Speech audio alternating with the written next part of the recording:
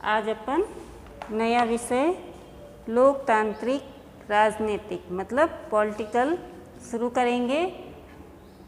इसमें अपन नया पाठ पढ़ेंगे। पाठ 1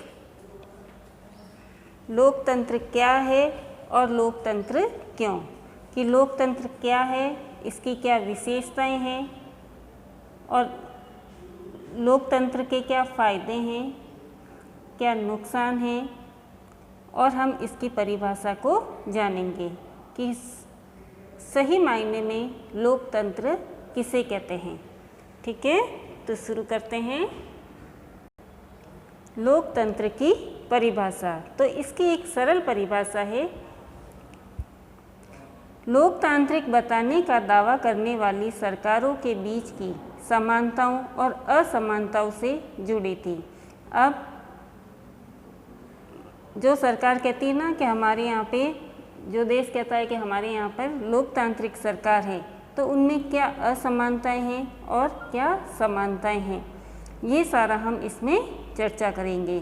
सभी लोकतांत्रिक व्यवस्थाओं की पहचान के लिए एक बहुत ही सरल पैमाना था, लोगों के पास अपनी सरकार को चुनने का अधिकार होना। और एक जितनी भी लोकतांत्रिक व्यवस्थाएं हैं उन सब में हम लोकतंत्र की पहचान कैसे कर सकते हैं, जहां जनता सरकार को चुनती है या सरकार चुनने का अधिकार हो लोगों के पास। इसीलिए हमें एक सरल परिभाषा से शुरुआत कर सकते हैं और इसी के लिए जहां लोगों को अपनी सरकार चुनने का अधिकार दिया गया है, उसी के संदर्भ में हम इसकी एक परिभाषा प्रस्तुत करते हैं। लोकतंत्र शासन का ऐसा रूप है जिसमें शासकों का चुनाव लोग करते हैं। मतलब एक लोकतांत्रिक शासन वो शासन होता है, मतलब लोकतांत्रिक शासन किसे कहते हैं, जिसमें जनता अपने शासकों का चुनाव करती है, अपने प्रतिनिधियों का चुनाव करती है और सरकार बनाती है। वो सरकार क्या कहलाती है, लोकतांत्रिक सरकार कहलाती है, जो जनता द्वारा चुनी जाती है। यह एक उपयोगी शुरुआत है। यह परिभाषा बहुत स्पष्ट ढंग से लोकतांत्रिक और गैर लोकतांत्रिक शासन व्यवस्थाओं में अंतर कर देती है। और अगर इसी परिभाषा के आधार पर हमें यह पता चलता है कि यहाँ पर सरकार लोकतांत्रिक है या गैर लोकतांत्रिक है। जैसे म्यांमार में सैनिक शासकों का चुनाव लोगों ने नहीं किया। जिन लोगों का सेना पर नियंत्रण था वे देश के शासक बन गए। अब म्यांमार में क्या हुआ कि जिसके अंडर में ज़्यादा सेना थी, है ना, सेना की शक्ति के आधार पर राजा चुना गया। तो क्या हम ऐसी सरकार को लोकतांत्रिक सरकार कह सकते हैं? नहीं कह सकते हैं, क्योंकि वहाँ जनता द्वारा राजा का चुनाव नहीं किया गया था। वो कैसे चुना था? सेना के आधार पर, है ना। राजा के पास सेना ज़्यादा थी तो सैनिक शक्ति के आधार पर वह राजा बन गया। उस लोगों का सेना पर नियंत्रण था। जिन लोगों का सेना पर नियंत्रण था वे देश के शासक बन गए। तो हम म्यांमार की सरकार को लोकतांत्रिक सरकार नहीं कहेंगे। शासक के फैसलों में लोगों की कोई भागीदारी नहीं थी, वो केवल सेना के आधार पर ही राजा बने थे। अब पिनोशे में जैसे तानाशाहों का चुनाव लोग नहीं करते, यही बात राजाशाहियों पर भी लागू होती है। और जहाँ पर जो राजाशाही, जो राजा वगैरह हैं, मतलब जैसे उनके राजा है, अब उनकी मृत्यु के बाद जो उनका उत्तराधिकारी है, बेटा है, चाहे वो निरंकुश ही हो, बेकार हो, कुछ भी नहीं आता जाता हो, कुशल भी नहीं हो, और वो राजा बन जाता है, तो ऐसी सरकार को भी हम लोकतांत्रिक सरकार नहीं कह सकते हैं। सऊदी अरब के शाह लोगों द्वारा शासक नहीं चुने गए, मतलब सऊदी अरब में भी लोगों के द्वारा शासक नहीं चुने गए, बल्कि राज परिवार में जन्म लेने के कारण उन्हें यह हक दिया गया। जो राजा बना था वो कैसे बना था? राज परिवार में, मतलब राजा का बेटा राजा बना था। इसलिए हम सऊदी अरब की सरकार को भी लोकतांत्रिक सरकार नहीं कह सकते हैं। लेकिन यह सरल परिभाषा पूर्ण या पर्याप्त नहीं है। इससे हमें यह समझ में आता है कि लोकतंत्र का मतलब लोगों का शासन है, मतलब जो सरकार लोगों द्वारा, जो प्रतिनिधि लोगों द्वारा नहीं चुने जाते हैं वह लोकतांत्रिक सरकार नहीं होती है। और जो जनता द्वारा चुनी हुई सरकार होती है, प्रतिनिधियों का चुनाव करती है, वो सरकार कहलाती है लोकतांत्रिक सरकार। पर इस परिभाषा का प्रयोग यदि हमने बिना सोचे समझे किया तो फिर उन सभी सरकारों को लोकतांत्रिक कहना पड़ेगा जो चुनाव करवाती है और फिर हम सही नतीजे पर नहीं पहुंच पाते। और इन्हीं के आधार पर अगर हम इस परिभाषा का प्रयोग करेंगे तो हमें उन सभी सरकारों को लोकतांत्रिक कहना पड़ेगा जो चुनाव करवाती है। अब चुनाव तो करवाती है लेकिन उस चुनाव में कई तरह की गड़बड़ियाँ भी करवा देती है, तो उससे वो चुनाव लोकतांत्रिक चुनाव नहीं कहलाते हैं।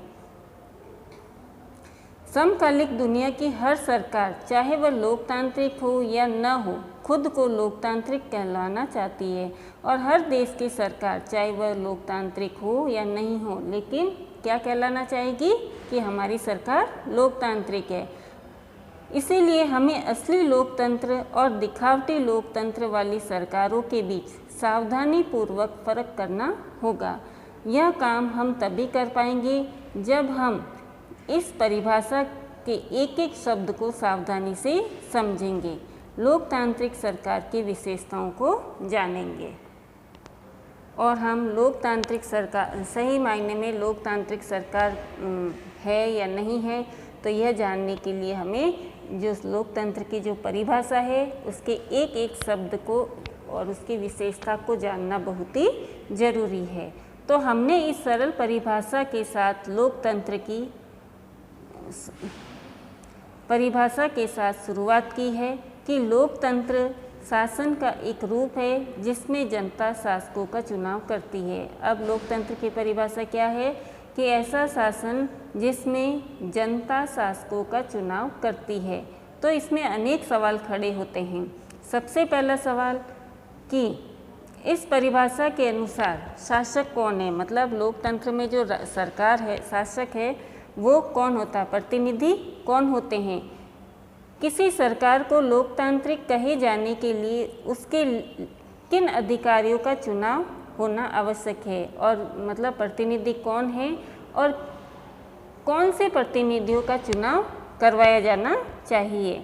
लोकतंत्र में वे कौन से फैसले हैं जो बिना चुने हुए अधिकारी भी ले सकते हैं, मतलब चुनाव कैसे होगा, जो प्रतिनिधि होंगे चुनाव में जो खड़े होंगे वो लोग कैसे होंगे, पढ़े लिखे होंगे, अनपढ़ होंगे, कैसे होंगे, या राजा होंगे, है ना। तो इस तरीके से कई तरह के सवाल होंगे कि जो प्रतिनिधि होंगे वो कैसे होंगे, सबसे पहला सवाल। फिर दूसरा है चुनाव, कि चुनाव कैसे होगा, है ना। तो किस तरह के चुनाव को हम लोकतांत्रिक चुनाव कहते हैं। किसी चुनाव को लोकतांत्रिक कहने के लिए किन किन शर्तों का होना ज़रूरी है, कि मतलब चुनाव कैसे होना चाहिए, चुनाव की प्रक्रिया कैसी होगी, मतलब किस तरीके से चुनाव करवाए जाएंगे। तो ये सारे प्रश्न होते हैं कि चुनाव कैसे होगा या किस तरह करवाया जाएगा, तो ये भी एक प्रश्न है। अब कौन लोग शासकों का चुनाव कर सकते हैं या खुद शासक चुने जा सकते हैं, मतलब जो लोगों द्वारा चुने जाएंगे प्रतिनिधि, तो लोग कैसे होंगे, तो लोग जो 18 वर्ष से ऊपर होते हैं वही लोग वोट देंगे, या फिर कई जगह ऐसा होता है कि अमीर गरीबी के आधार पर भी होता है, स्त्री पुरुष के आधार पर भी वोट नहीं दिए जाने चाहिए। तो लोग किन किन लोगों को वोट देने का अधिकार होगा, तो ये सारा हम आगे पढ़ेंगे। क्या इसमें प्रत्येक नागरिक का बराबरी की हैसियत से भाग लेना जरूरी है। क्या कोई लोकतांत्रिक व्यवस्था अपने कुछ नागरिकों को इस अधिकार से वंचित कर सकती है। तो मतलब वोट देने में या चुनाव करने में कौन कौन से लोग होंगे, क्या सभी को भागीदारी दी जाएगी, सभी को अधिकार दिए जाएंगे, तो ये सब भी हम आगे पढ़ेंगे, तभी हमें लोकतंत्र की सही परिभाषा समझ में आएगी। सरकार के किस स्वरूप को लोकतांत्रिक कहेंगे, कि भाई सरकार कैसी है।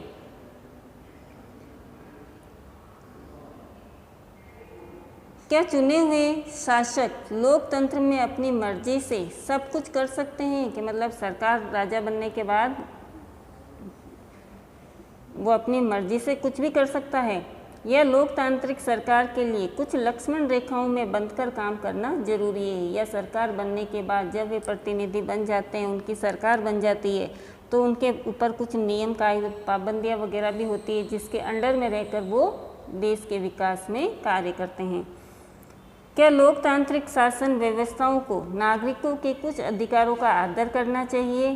तो इन सभी प्रश्नों का उत्तर हम आगे पूरा चैप्टर पढ़ेंगे तो हमें समझ में आ जाएगा।